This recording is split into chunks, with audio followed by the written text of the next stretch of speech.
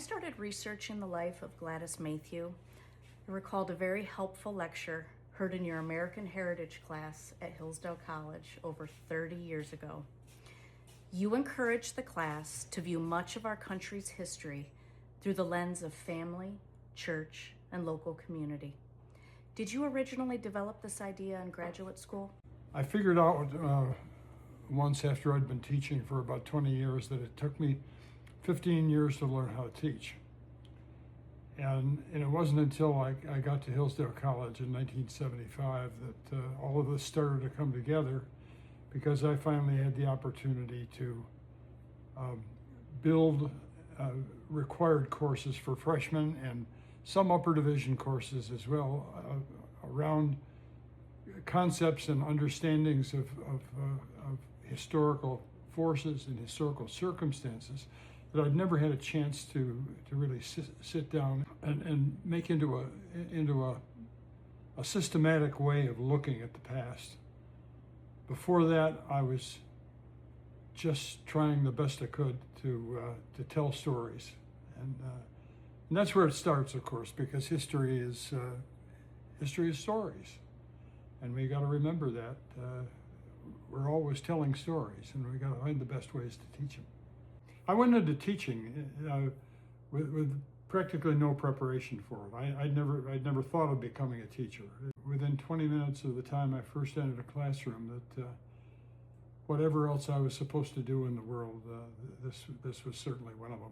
So it isn't surprising that I was always looking out for a philosophy of history, or the secrets to understanding the movement of history, or you read Christian historians, or you read Marxist historians, you read all these people who had different ways of looking at the past.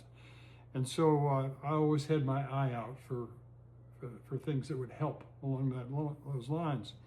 And I came across the historian John Lukács, who was a Hungarian refugee to the United States. He came here as a young man during World War II, and just fell in love with America. And although he wrote about many different subjects, one of the things he thought about most was how do we understand history best? And this is a little quotation from him that I ended up carrying around with me in my wallet for about 20 years.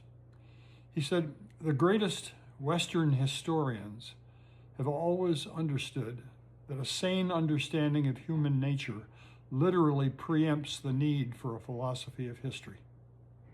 Therefore, they knew, too, that save for certain specialized branches of research, there is, strictly speaking, no such thing as a historical method, even though history has become a principle, perhaps the principal Western form of thought."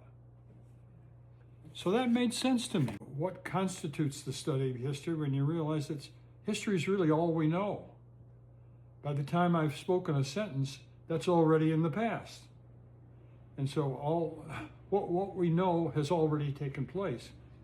Therefore, history is the cumulative stories of what's taken place up to that time. And to put it in those terms, that a sane understanding of human nature is the starting point for all of us. Why is this still relevant today? Given the state of chaos in our culture, certainly in the last 50 years or so, it may seem, and it does seem like to a lot of people, like historical study is not particularly relevant. Sometimes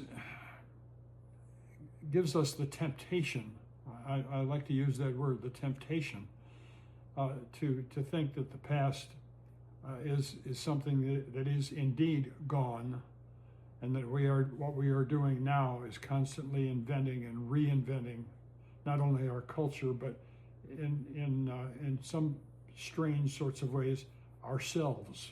It's relevant because all we have to study is what we have done before.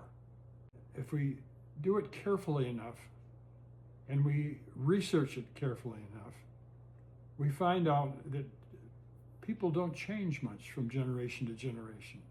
Really,